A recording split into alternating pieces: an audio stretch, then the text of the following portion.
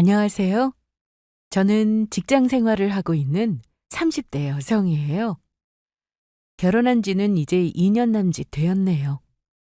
한 남자의 아내로서 그리고 사회생활하는 직장인으로서의 역할을 동시에 수행하는 것이 만만한 일은 아니지만 역시 직장 생활하면서 가정 생활에 최선을 다하는 남편과 서로 이해하고 배려하며 감정 상할 일 없도록 노력하다 보니 이제는 함께 사는 이 생활에도 점점 익숙해지는 것 같습니다.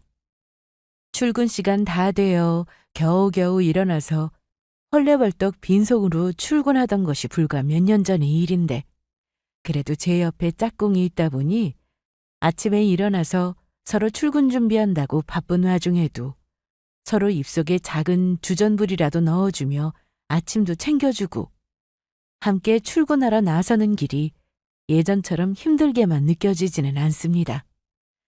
함께하는 기쁨이라는 게 이런 거구나. 하루하루 깨달으며 살고 있어요.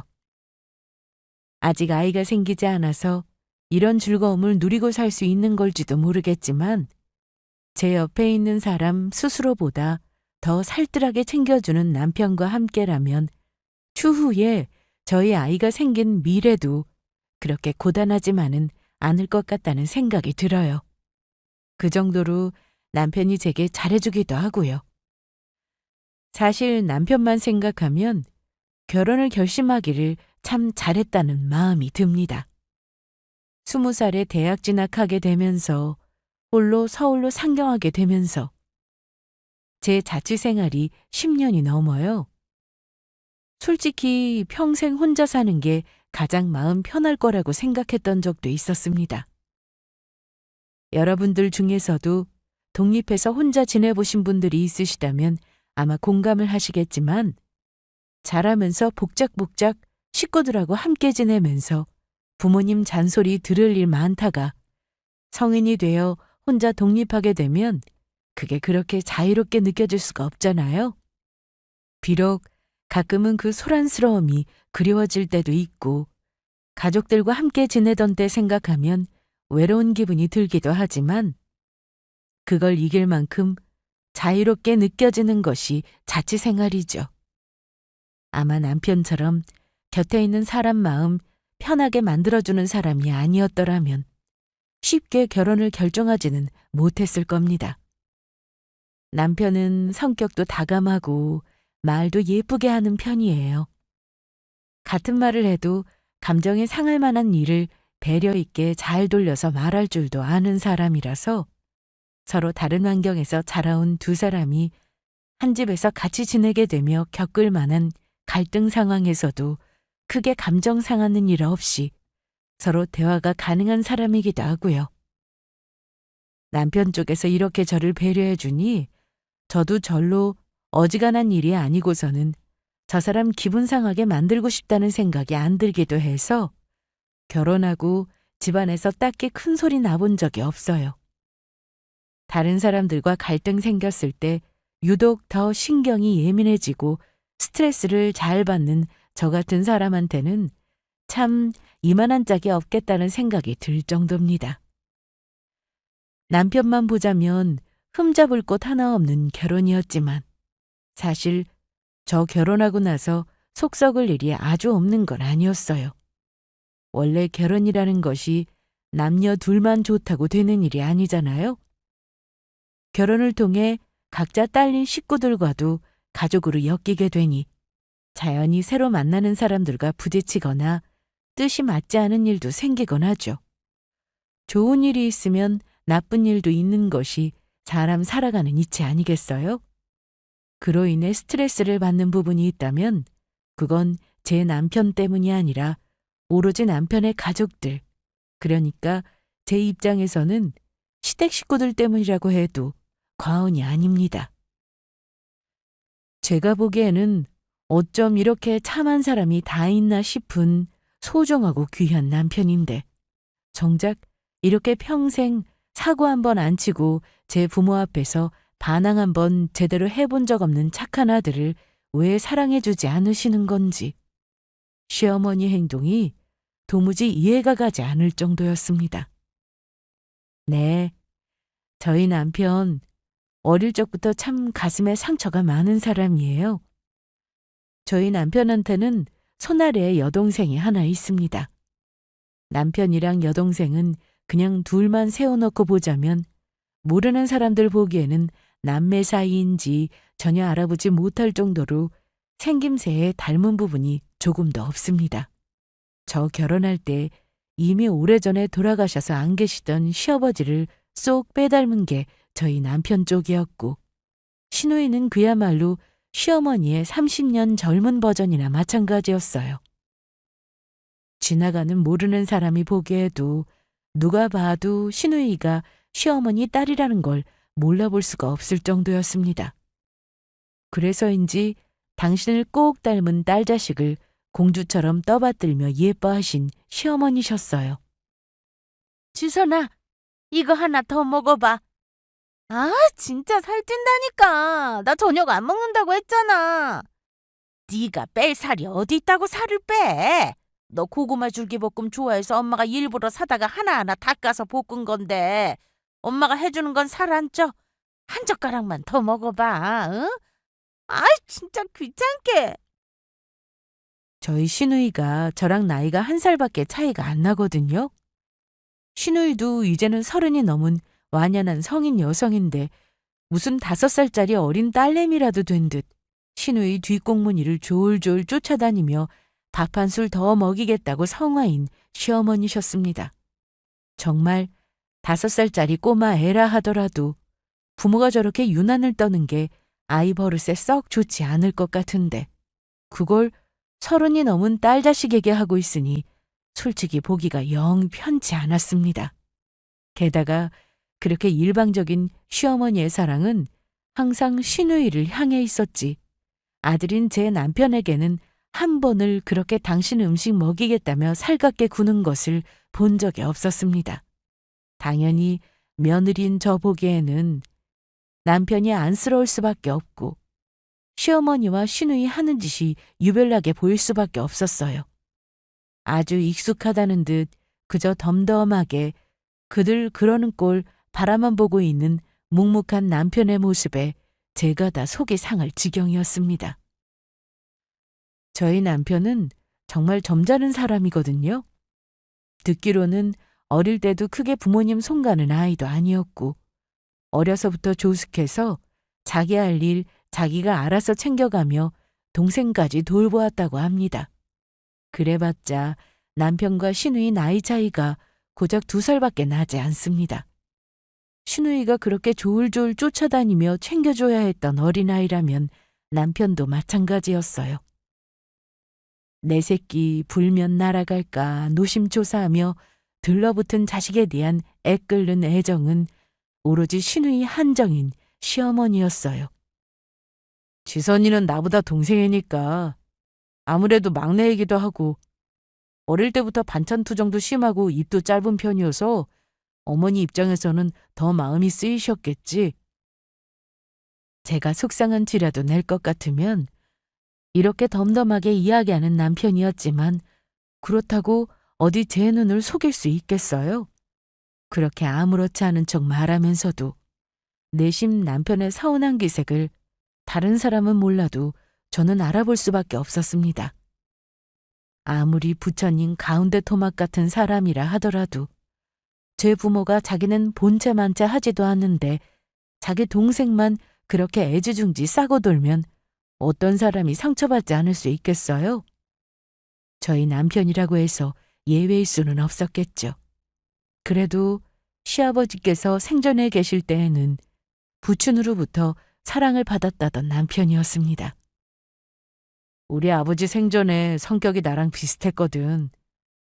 말씀은 그리 많지 않으신 편이셨지만 바쁜 와중에도 주말에 낚시를 가거나 주말 농장에서 텃밭을 가꾸거나 하실 때는 꼭 나를 데려가 주셨어. 나는 그저 아버지랑 주말 보내는 것만 해도 좋아서 손에 흙을 묻히든 말든 깨인기도 없는 시골에 내려가는 것도 마냥 좋기만 했었지. 어린 시절에 아버지와의 좋은 추억을 떠올리는 남편 얼굴이 아련했습니다.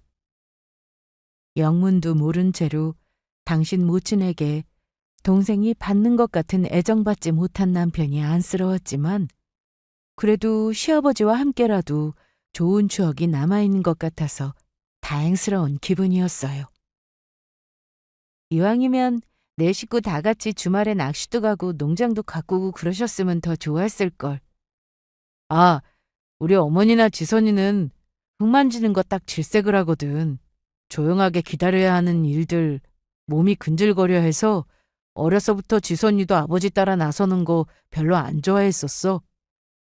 처음에는 아버지도 가족끼리 다 같이 시간 보내고 싶으셨던 것 같은데 어머니도 그렇고 지선이도 그렇고 질색을 하니까 나중에 묻지도 않으시더라고.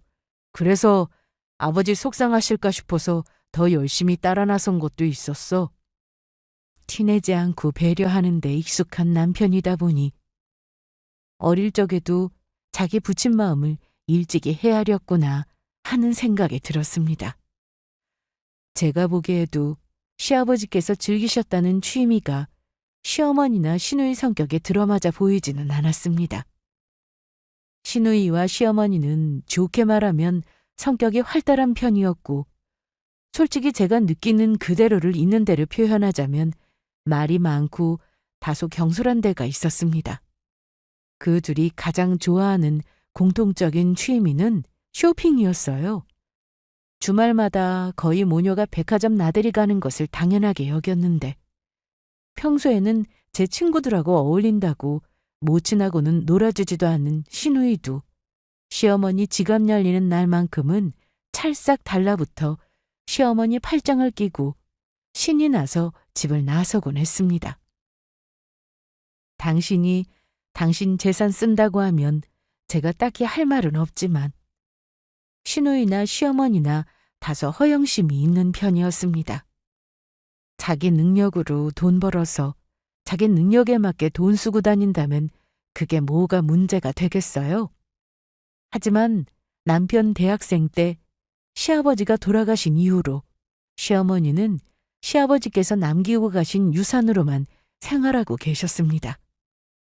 시아버지께서 생전에 사업으로 수입이 제법 높은 편이셨다고 하더라고요. 본래 같으면 시아버지 유산은 시어머니와 남편 그리고 시누이에게 공평하게 돌아가는 것이 맞았지만 사실상 남편은 시아버지 돌아가시고 나서 자기 앞으로 받은 것이 거의 없다고 해도 과언이 아니에요. 후에 제가 그 얘기를 듣고 얼마나 기가 차고 어이가 없었는지 모릅니다. 시아버지 유산 문제 정리할 때 시어머니가 남편더러 이러셨대요. 나랑 너희 아버지가 피땀 흘려 일군 재산으로 너 이만큼 키워서 대학까지 보내놨는데 이제 그 사람 떠나고 나서 나도 내 노후를 생각하자니 막막하구나. 너 이만큼 키워놨는데 부모로서 해야 할 도리 소홀하지도 않았고 무엇보다 내가 노후 준비 제대로 되어 있지 않으면 결국에는 아들인 네 부담이 될 텐데 나중에 너 장가가서 철을 본다고 해도 내가 어느 정도 쥐고 있는 건 있어야 사돈이랑 며느리 앞에서 면이 좀 서지 않겠니? 그 자기만 생각하는 몇 마디 말로 남편 앞으로 돌아가야 할 유산 대부분을 꿀꺽해버린 시어머니였습니다. 제가 정말 괘씸한 건 저희 남편에게 돌아갈 몫은 그렇게 당연히 욕심내면서 당신이 가져가셔놓고 시누이 몫으로 돌아가야 할 유산에는 또 손도 하나 대지 않으셨다는 겁니다. 어떻게 자식 대접이 이렇게 다를 수가 있습니까? 없는 집안이라서 돈 한 푼에도 눈이 뒤집힐 상황이라면 또 모르겠는데 그 정도로 집안 형편이 어려운 것도 아니었잖아요. 돈도 돈이지만 자기는 그렇게 홀대하면서 여동생한테는 주어진 유산 싹 챙겨주고 아들 몫으로 돌아가야 할 유산까지 눈독 들여 그 돈 자기 밑에 깔고 앉은 시어머니를 보고 남편이 무슨 생각이 들었을지. 그것만 생각하면 저 지금도 너무 속이 상해요. 그러니 남편도 모를 수가 없었을 겁니다. 10손가락 깨물어 유독 아픈 손가락이 시누이이고 깨문 티도 나지 않은 손가락이 바로 저 자신이라는 것을요. 솔직히 제가 보기에 제3자의 입장으로 시어머니 하는 행동은 참 납득이 가지 않는 부분이 많았습니다. 아무리 자기 똑 닮은 딸이라 하더라도 남편 역시 분명 시어머니가 자기 배 아파서 낳은 자식이었어요. 하는 것만 보면 시누이만 친딸이고 저희 남편은 꼭 시아버지가 밖에서 낳아온 아들 취급하는 시어머니셨어요. 저희 집에서는 친정엄마가 저나 언니나 정말 공평하게 사랑해 주셨거든요. 가끔 서로 엄마 애정 조금 더 받아보겠다고 언니와 투닥거리기는 했지만 그게 저희 둘 중 누군가에게 엄마 사랑이 기울어서 그런 게 아니라는 건 엄마도 알고 언니도 알고 저도 알았습니다.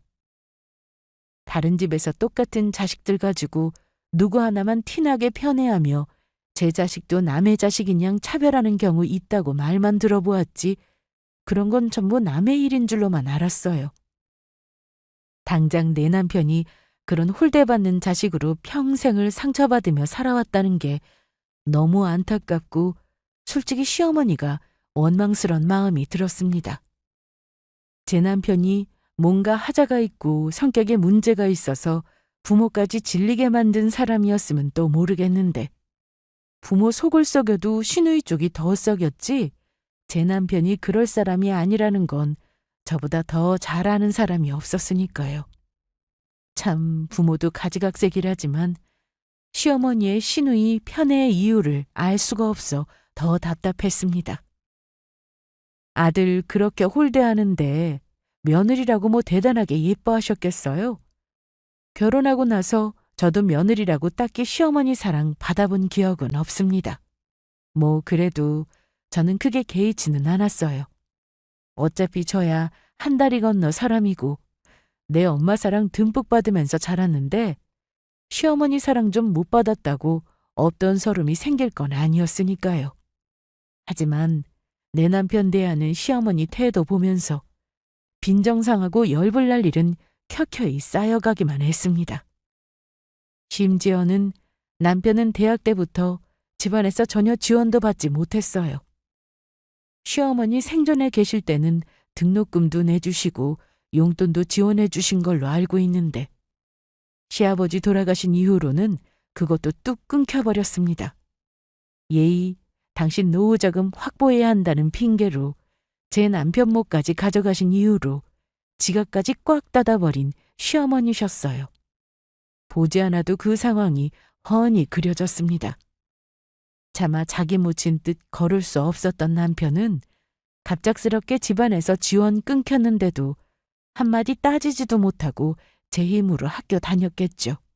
그 이후로는 학자금 대출과 아르바이트 통해 나머지 대학 학기 끝낸 남편이었습니다. 제가 그것뿐이면 이렇게까지 열을 내지도 않았을 거예요. 성실한 남편이 대학 졸업도 전에 취업이 확정되자 또 일이 말씀하셨다고 해요. 이제 우리 집에 다달이 벌이 있는 사람은 너 하나뿐인데 치선이 쟤도 아직 학생이고 돈 들어갈 때가 한두 군데가 아니잖니. 그러니까 결국 제 남편에게 다달이 생활비까지 붙이라는 소리였습니다. 아니 상식적으로 당신 남편 사후에 자식한테 아무런 원조도 해준 것 없으면 거기서 더 바라는 것까지 있으면 안 되는 거 아닙니까? 심지어 대학 졸업하고 나서는 직장 근처로 월세방구에 독립한 남편이었어요. 본가에 머물면서 함께 생활하는 것 같으면 생활비 들이는 게 납득이 가지만 그것도 아니었잖아요. 그렇다고 해서 남편이 돈 붙여주지 않으면 입가에 풀칠도 못할 정도의 형편도 아니었으면서 시누이는 주말마다 백화점 끼고 다니며 이거 둘러보라 저거 둘러보라 깔깔거리며 데리고 다닐 거면서 아들한테는 해준 거 하나 없으면서 생활비까지 타셨어요. 여러분 듣기에도 너무하다고 생각되지 않으세요? 남편이 결정적으로 제 모친께 상처를 받았던 것도 취업 이후였던 것 같습니다. 그래도 자식 도리는 다 하겠다고 요구하신 생활비 다달이 붙여드렸던 남편이었어요. 달마다 그 돈 자기 아껴주지도 않는 모친에게 보내면서 얼마나 속이 쓰렸을지. 그거 겨우 그만두게 된 것도 저 만나기 시작하면서부터였어요. 당연히 저희 결혼할 때도 시댁에서 아무 도움 받지 못했는데 이만하면 남편도 할 만큼 했다는 생각이 들었습니다. 제가 먼저 조심스럽게 운을 때 이제 생활비까지는 안 해드려도 되지 않겠냐고 하니까 울먹이는 남편이었어요. 나도 속으로는 어머니가 참 너무하시다는 생각이 들다가도 그래도 내 부모인데 내가 너무 불효를 저지르는 것 같고 당신처럼 이렇게 내 편 들어준 사람이 그간 없어서 그런지 괜히 자꾸 더 서러운 생각만 들고 그래.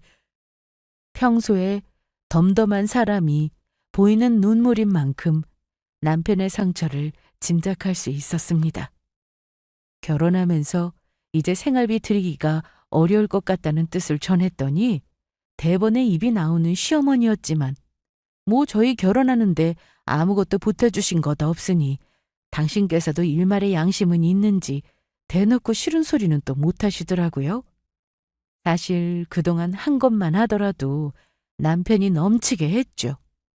그러다 시누이 입에서도 드디어 결혼하겠다는 소리가 나오게 되었습니다. 제 딸 자식이 세상에서 제일 귀한 공주님인 줄 아는 시어머니가 당장에 신경이 곤두섰죠. 시누이 붙들고 지금 만나고 있는 남자 어떤 놈이냐며 아주 탈탈 털어대더라고요. 남자 직장은? 부모는 양친 다 생존에 계시고 집안에 돈은 좀 있어? 아무렴. 내가 아무 남자나 만나겠어? 강남에 자기 소유 건물이 3채나 되는 건물주야. 세상에, 강남에 건물이 3채나 있다고? 사위될 사람이 강남 노른자위 땅에 건물을 소유한 건물주라는 시누이 설명에 시어머니가 반색을 했습니다. 뭐 부모된 입장에서 자식이 없는 집안에 시집가는 것보다는 경제적으로 여유 있는 집안에 시집가는 걸 당연히 좋아라 하시겠지만 다른 건 아무것도 설명하지 않았는데 건물 있다는 시누이 한마디에 날카로웠던 반응이 180도 돌아서는 모습이 솔직히 그다지 보기 좋게 보이지는 않았습니다. 시누이나 시어머니나 눈에 띄게 돈 좋아하는 티나는 사람이다 보니 아무래도 그런 부분이 가장 중요하게 느껴지기는 했겠죠. 상대적으로 그 말 듣고 있는 제가 조금 무안했습니다. 비록 저희 친정보다 조금 여유가 있다고는 하나 시댁에서 저희 결혼할 때 아무것도 해주신 것 없었던 거 생각하면 제가 굳이 이런 기분까지 느껴야 할 필요는 없었지만 저희 친정은 그냥 평범한 가정이거든요. 아까 양친 다 생존에 계시냐는 말에도 솔직히 조금 뜨끔했어요. 저희 친정은 저희 친정엄마 한 분만 계시거든요. 어릴 적에 불화로 부모님이 이혼하신 이후로 저희 자매는 쭉 엄마 손에서 자랐습니다. 아버지 쪽이랑은 지금도 교류가 없고요. 솔직히 저희 친정에서는 없는 사람 취급이 된 지 오래라서 저희 세 식구가 가족의 전부라고 믿으며 저희 나름대로는 참 사이좋게 잘 지냈습니다. 당장 시어머니 당신도 남편 먼저 떠나보내고 홀로 남아 계시면서 홀어머니 밑에서 자란 며느리 듣고 있는데 그런 소리 하는 것이 배려 넘치게 느껴지기는 어려웠어요. 뭐 하긴 그 정도야 저 이 집안에 시집오고 나서 일상 다반사였으니 새삼스러울 것도 없었지만 말입니다. 피곤한 일은 그 다음부터였습니다.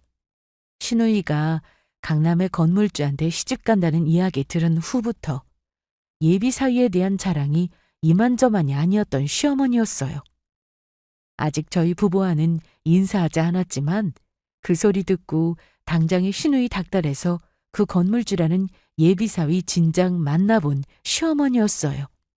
이래서 사람이 여유가 있고 봐야 해. 사람이 아주 남자답게 풍채도 좋고 귀티가 흐르는 것이 딱 봐도 범상치 않아 보이더라니까. 우리 지선이가 나 닮아서 남자 보는 눈이 영 맹탕은 아니어서 그런가. 신랑감도 어찌나 똑부러지게 잘 골라왔는지.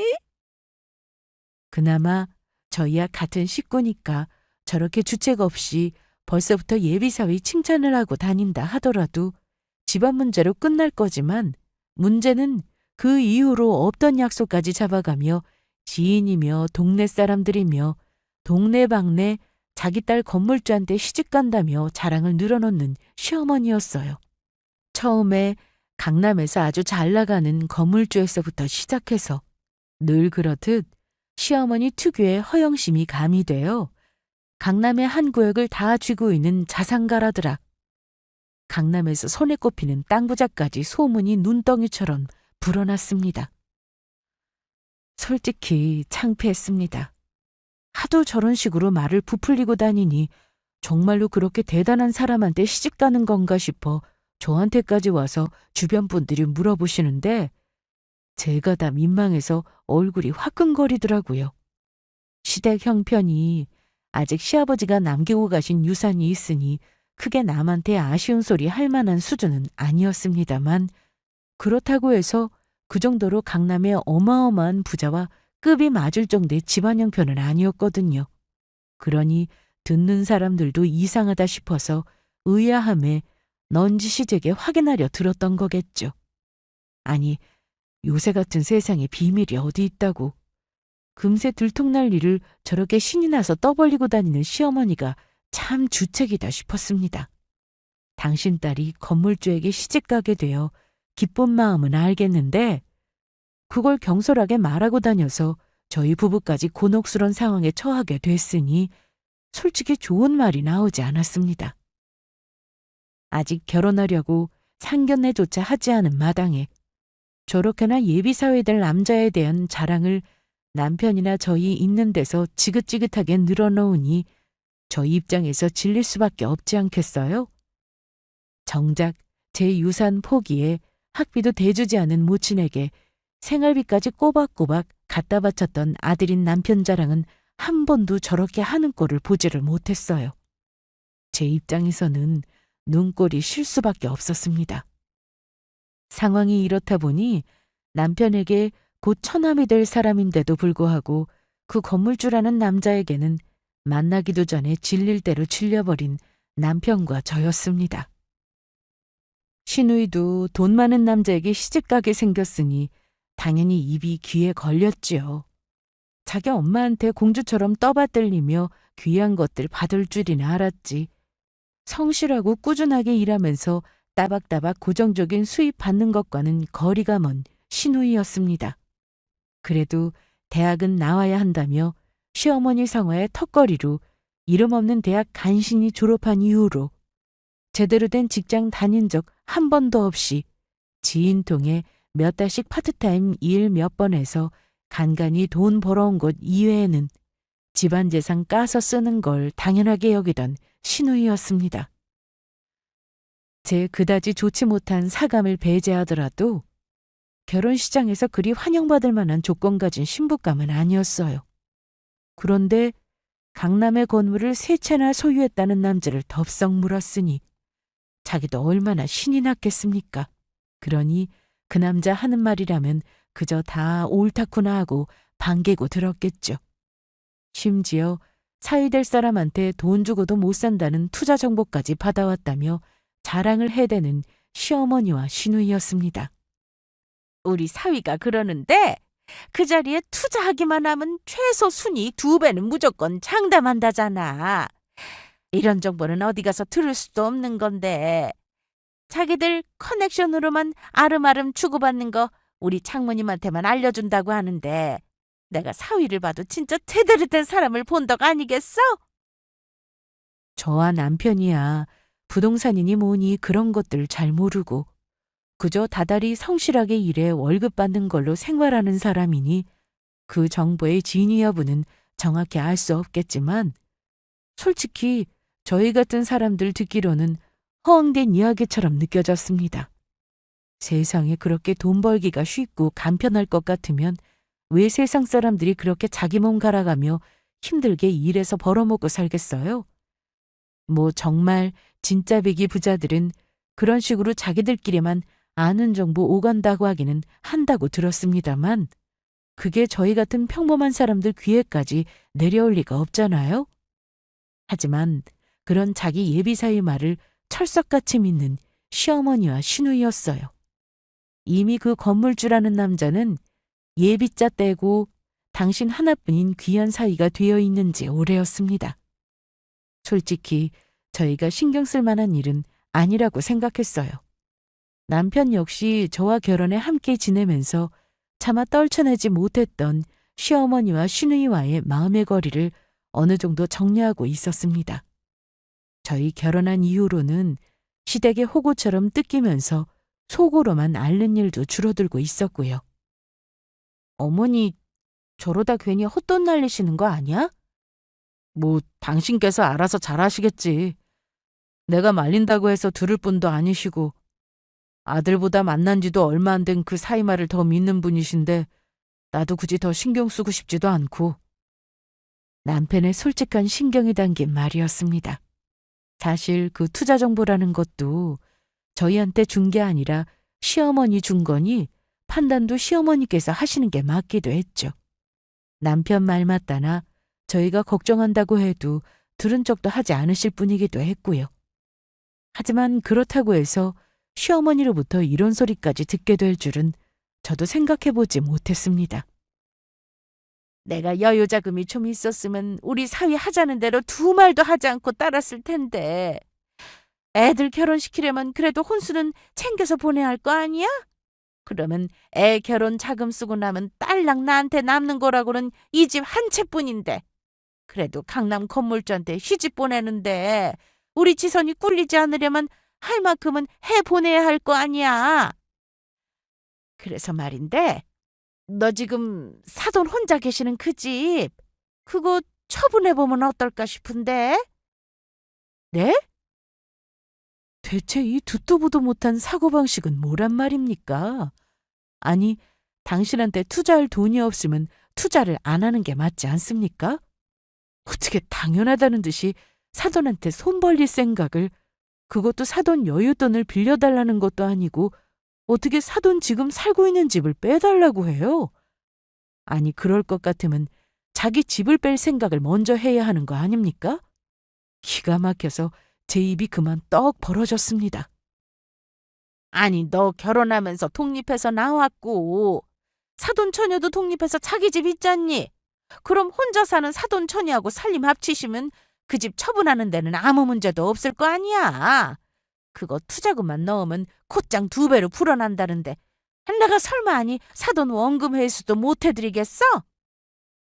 그러니까 저희 엄마한테 집까지 빼서 투자금 해달라고 해놓고 그 대가로 고작 원금 회수 해주고 그걸로 본 이득 본인 혼자 꿀꺽하겠다는 소리였습니다. 이게 말이 되는 소리입니까? 아니, 상식적으로 저희 엄마가 그렇게 번거로운 일을 뭐하러 해요? 시어머니가 그걸로 이득 났다고 해서 그 이득 저희 부부나 저희 친정엄마한테 줄 것도 아니고 고작 원금 회수가 다인데 그 번거로운 일을 저희가 왜 하냐는 말입니다. 그리고 집 매매하는 건 어디 간단한 문제예요? 그게 얼마나 번거로운 일인데. 도대체 사고가 어떻게 튀면 저도 아니고 사돈한테 이런 요구를 할 수 있는지 기가 막혔습니다. 슬쩍 옆에 남편의 얼굴을 보니 평생 한 번도 본 적 없는 남편의 녹이 뜬 얼굴이 보였습니다. 어머니, 지금 무슨 말씀을 하시는 거예요? 그럼 어머니 투자 좀 하시겠다고 지금 저보고 장모님더러 집을 빼라는 소리를 하라는 거예요? 제가 장모님한테 그런 소리를 어떻게 해요? 아니, 못할 건 뭐가 있어? 어차피 손해보는 것도 없을 텐데. 손해보는 게 왜 없어요? 그 돈 해주겠다고 장모님이 집 매매한다고 부동산에 집 보러 오는 사람에 얼마나 번거로워지실 텐데 거기다 원금 회수는 어떻게 장담하고요? 얘가 왜 탑지 않게 큰 소리를 내고 있어? 아니, 내가 설마 아니 사돈 손해라도 보게 하겠어? 그렇다고 해서 장모님한테 이득될 건 또 뭐가 있는데요? 그렇게 해서 투자금 이익 보면 그 돈 장모님 다 주실 거예요? 아니, 그게 얼마짜리 정보인데 그걸 홀랑 다 사돈한테 넘겨? 그럼 그런 소리 더 하지 마셨어야죠. 여보, 더 들을 것도 없어. 일어나. 아, 너 지금 이게 무슨 버르장머리야? 내가 너 이렇게 가르쳤어? 단박에 더 들을 거 없다며 제 팔을 잡고 일으키는 남편에게 시어머니가 고래고래 악을 썼습니다. 참 어떻게 사람이 저럴 수가 있는지. 당연히 시어머니가 부끄러워해야 할 일에 제 모친 대신 수치심에 얼굴이 달아오른 남편을 보는 제 마음이 안쓰러웠습니다. 어머니 그만하세요. 정말 그러시는 거 아니에요. 저희 엄마가 그런 말에 따르실 분도 아니시지만 저도 엄마한테 애초에 그런 소리 전할 생각 없어요. 이 사람 말 맞다나 그 정도로 그 투자하는데 탐이 나시면 당연히 어머니 소유 재산으로 하는 게 맞죠. 그걸 사돈집을 빼서 해달라는 게 상식적으로 말이 돼요? 이 사람 뭐 때문에 이렇게까지 화를 내는지 정말 모르시겠어요? 허, 참. 그러니까 니들이 계속 그렇게 사는 거야. 니들처럼 푼돈 벌어서 언제 재산 불리고 행세하고 살아? 저희 사는 게 뭐 어때서요? 세상 사람들 다들 이렇게 살아요. 열심히 일해서 다달이 남한테 부끄럽지 않을 돈 벌어가며 아끼고 모아서 그렇게 산다고요. 어머니야 평생 밖에 나가서 고생해서 일해서 돈 벌어본 적 없으시니 우습게 보일지 모르겠지만 저나 이 사람 어머니한테 푼돈 소리 들을 만큼 헛두루 살지 않았어요. 어머니, 제가 그동안 아버지 돌아가시고 학비 안 해주셨다고 한 번이라도 싫은 소리 한 적 있어요? 어머니한테 도움받은 거 하나 없으면서 생활비 요구하실 때도 군말 없이 따랐어요. 지선이랑 저 대하시는 거 다르다는 거 뻔히 알면서도 한 번도 그걸로 싫은 소리 한 적 없잖아요. 그럼 그냥 저까지만 하셨어야죠. 이제 저도 모자라서 이 사람이랑 장모님한테까지 대체 왜 그러세요? 저희 장모님, 어머니 물주 아니세요? 그거 제가 가만히 두고 보고만 있지도 않을 거고요. 전에 없이 단호한 남편의 태도였습니다. 다른 사람도 아니고 평생 져주는 기분으로 살았던 제 모친에게 하는 말이었으니 저로서도 새삼 놀라웠습니다. 오죽하면 저 사람이 저렇게까지 세게 얘기를 할까 싶어 마음이 아팠어요. 하지만 정작 그 모친이라는 사람은 생전 처음 듣는 아들 고함 소리에 그만 열이 뻗친 모양이셨습니다. 아이고, 됐어. 기껏 돈 벌게 해준다고 해도 싫다고 걷어차고 있어. 아이고, 나중에 나 이득 보고 나서 딴소리는 하지 마라. 콩고물 하나 니들한테 돌아갈 일 없으니. 그렇게 니들 잘났다고 소리를 쳐대니 니들은 평생 그꼴로 살아. 참 적반하장도 유분수였습니다. 꼭 저희가 당연히 뭔가 해줘야 하는 게 있었는데 그거 못 받아낸 것처럼 길길이 날뛰는 시어머니였어요. 딱히 정이 있지도 않았지만 없는 정도 떨어질 지경이었습니다. 그렇게 확실하게 저희 의사 밝히고 시댁을 떠났어요. 사고친 사람은 따로 있는데 자기가 죄인이라도 된 양 제 앞에서 고개를 들지 못하는 남편이었습니다. 당신 그러지 마. 당신이 잘못했어? 이게 다 내가 못나서 생긴 일이야. 내가 그동안 입국 닫고 당해주면 그만이라고 생각했는데 내가 그랬기 때문에 당신까지 우습게 보인 거라고. 이제 당신 안 그러잖아.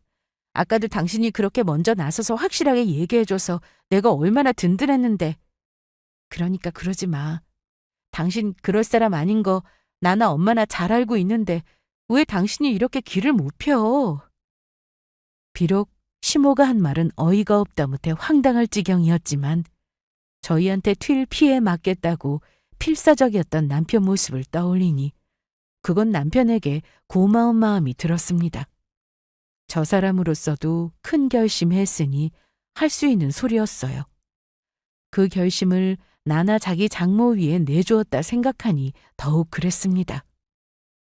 시어머니와 시누이 꼴은 참 할 말이 없을 지경이었지만 남편에게는 더욱 신뢰가 쌓였습니다. 남편 역시 그날 일로 확실히 시댁과 선을 그을 수 있게 되었으니 이것도 얻은 거라면 얻은 거겠지 생각하기로 했어요.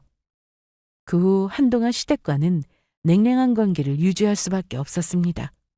뭐 하나 잘한 거 없는 시어머니와 시누이는 늘 그렇듯이 저희에게 사과 한마디 하지 않고 뻗댔지만 저희도 이번에는 결코 져주지 않았으니까요. 저희가 져줄 이유가 없지 않습니까? 사과를 받아도 저희가 받아야 할 일이었어요. 늘 순종적이었던 아들이 먼저 지고 들어올 거라 생각했겠지만 이번만큼은 남편도 태도가 강경했습니다. 져줘서 될 일이 아니라는 걸 자기도 확실하게 깨달았으니 태도가 예전과는 다를 수밖에 없었어요. 그러나 슬그머니 신우이 통해서 연락이 왔습니다. 언니, 나 상견례 날짜가 잡혀서요. 그렇게 요란하게 자랑만 해대고 여태 본 적이 없는 신우이의 예비 남편을 드디어 만날 날이 다가왔습니다. 형제라고는 제 오빠 하나 있는데 얼마 전 집안에 깽판이 날 정도로 큰 소리가 오고 갔으니 눈치를 보다 결국 먼저 연락을 한 겁니다.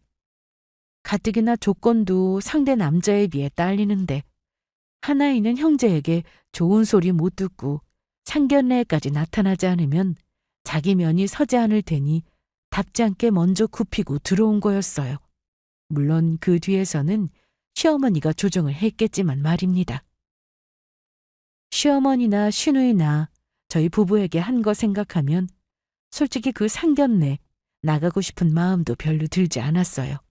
하지만 그렇다고 해서 해야 할 도리까지 안 할 수는 없으니 결국 제가 남편 설득해서 상견례 자리 나가겠다는 대답을 하고 말았습니다. 그제야 안심이 됐는지 속도 없이 기분이 좋아져서는 조잘조잘대는 신우이였어요. 그렇게 신우이 통해서 저희와 연락 끊고 있던 그동안 일이 어떻게 돌아가게 되었는지 듣게 되었습니다. 우리 신랑이 시간 더 끌면 투자 들어가지도 못한다고 해서 할 수 없이 우리 지금 사는 집 담보대출 받아서 투자 넣어놨어요. 어차피 투자금 상환하기 전에 원금이랑 순이익까지 다 나올 텐데 그럼 그거 다 남는 돈 아니겠어요? 안 그래도 시집 가기 전에 엄마한테 목돈이라도 좀 만들어드리고 싶었는데 딱 잘 됐지 뭐. 마치 그 돈이 이미 수중에 들어온 자기 돈이라도 된 양 말하는 신우이였어요. 솔직히 좀 한심하다는 생각이 들었습니다. 투자가 왜 투자예요? 성공을 장담할 수 없는 것이 투자 아니겠습니까? 그것도 자기 살던 집 담보대출까지 받아 투자금을 넣다니 그 투자 어떻게 될 줄 알고요. 솔직히 할 말이 목 끝까지 차올랐습니다만 불어 한마디도 하지 않았습니다.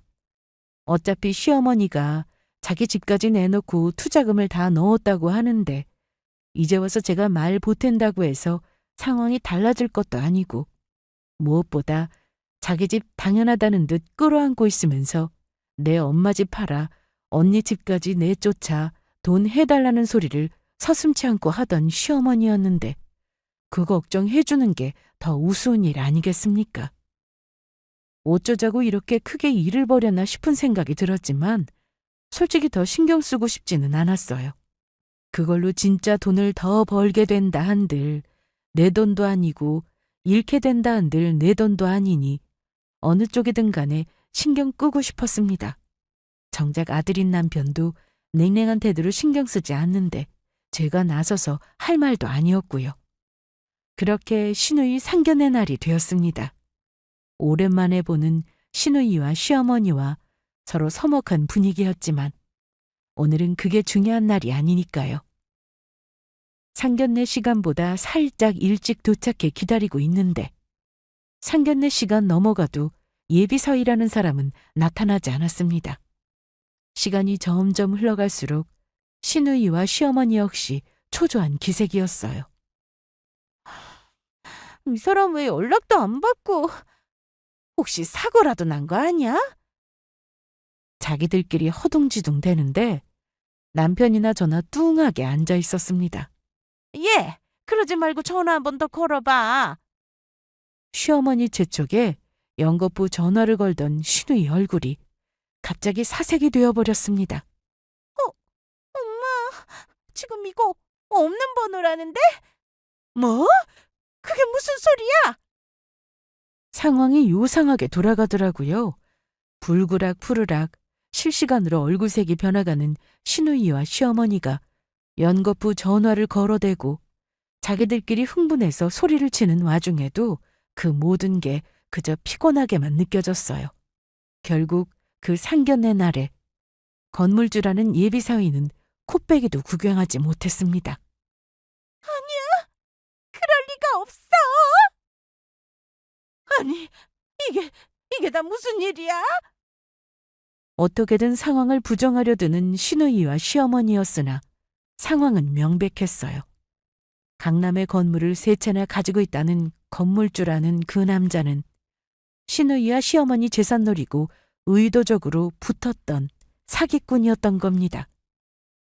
결혼 자금에 집 담보대출 받은 돈까지 이미 밀어넣은 돈이 한두 푼이 아니었던 시어머니와 시누이가 눈이 뒤집혀 그 남자 사무실이라는 곳에 찾아갔을 때는 집기 하나 남아있는 것 없이 텅 비어 있었어요. 그 잘난 건물주 예비사위가 시누이와 심어돈 꿀꺽하고 죄다 가지고 날랐던 겁니다. 아니야, 이럴 수는 없어. 그 사람이 나한테 어떻게 이래? 아이고, 내 돈. 그 돈이 어떤 돈인데? 아이고, 내 돈.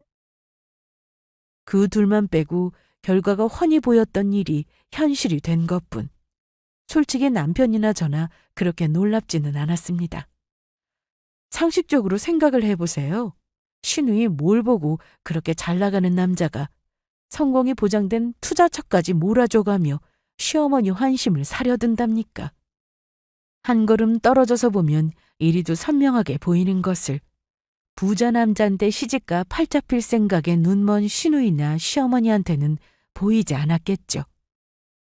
모녀가 둘이서 한동안 경찰서며 그 사기꾼 잡겠다고 이리 뛰고 저리 뛰었으나 전문적으로 붙은 꾼들 잡아낼 수 있을리 만무했습니다.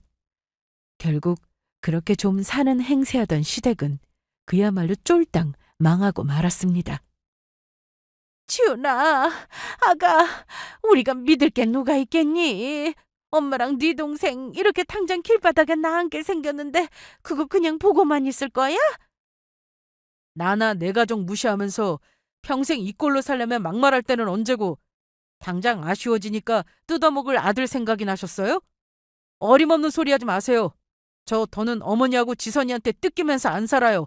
나 생각해주는 내 가족 놔두고 내가 왜 그래야 되는데요? 그럼 기어이 어미 길바닥에 나앉는 꼴을 보겠다는 거야? 어머니 저한테 뭐가 그렇게 당당한데요? 저한테 이렇게 소리칠 만큼 어머니 저한테 해준 거 없어요. 애초에 우리 말 우습게 듣고 하고 싶은 대로 하신 결과가 이건데 책임도 당연히 어머니가 지셔야죠. 솔직히 남편이 그래도 자기 모친이라고 한 번쯤은 약한 마음 먹지 않을까 하는 생각도 내심했는데 저보다도 더 강경하게 나오는 남편이었습니다. 저 사람이 그동안 받은 상처가 많아 그렇지 한 번 마음먹은 일에는 되돌리는 법이 없다는 걸 그때 확실하게 깨닫게 되었어요. 그렇게 남편에게 내내 상처만 안겨주었던 시댁과 드디어 절연하게 되었습니다. 당장 집도 빼야 할 판에 얼마 남지 않은 돈으로 겨우 월세로 방 한 칸 구해서 좁은 방에서 시누이와 부대끼며 산다는 시어머니였어요. 객관적으로 봤을 때 상황이 안타까운 건 맞지만 제 친정엄마 대하던 태도 생각하면 제가 불쌍해할 일이 아니었죠. 당신 뿌린 대로 거두신 거니 말년에 와서 신세를 망치셨다 하더라도 그 결과는 스스로 짊어지셔야 하는 일이 아니겠습니까? 사람이 주제에도 맞지 않는 욕심부리고 허영부리면 결과가 일이 된다는 것을 그 연세에나마 깨달으시길 바라는 마음이었습니다. 당신이 고생이 많았어. 나같이 못난 사람 만나지 않았다면 애초에 겪지도 않았을 일을. 장모님까지 그 말도 안 되는 일에 엿끓여 들었으니 당신이 얼마나 기가 막혔겠어? 나 앞으로는 당신만, 우리 가정만 생각하면서 살 거야. 자식이라고 나 한 번을 위해줄 줄도 모르는 사람한테 내 인생 낭비 안 하고 진짜 우리 가족들만 생각하면서 살 거야. 더는 제 모친에게 휘둘리지 않고 제대로 마음을 다잡은 남편을 늘 그랬듯 믿기로 했습니다. 처음부터 저 사람 하나만 보고 시작한 결혼이었으니 제게는 그걸로 충분했어요. 시댁과는 더는 연락 이어가고 있지 않습니다. 차라리 그 편이 제 속은 더 편해진 것 같아요. 오늘 제가 들려드릴 이야기는 여기까지입니다. 저 역시 제 사람인 제 남편 보듬어가며 앞으로도 열심히 잘 살겠습니다. 들어주신 여러분, 감사합니다.